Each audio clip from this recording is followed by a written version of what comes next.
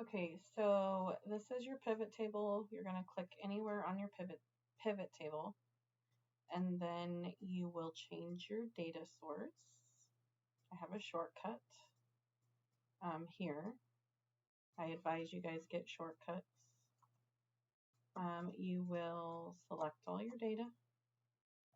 I did that by doing Control Shift over and down.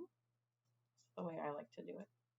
And then now you have, holy moly, 1207. I always like to refresh just in case, but if you want to see it by company code, I could go ahead and enter a couple of rows here, and then I can bring company code as a filter. So say right now you only want to see 0104.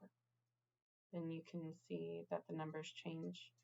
And then obviously it has the notes here, so what the delivery numbers are,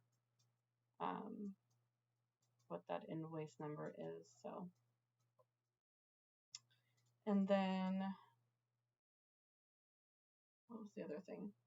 Oh, you could also do company code in the row, so it now shows in the actual row. So we'll go here to design, report layout, tabular form, and I mean, you could do subtotals. That might be nice to have. You can show them like this, where you see the subtotals, or if you want to take the subtotals off, you can say do not show subtotals. Personally, I like that better. And then you can filter over here, like maybe you only want to see Mexico.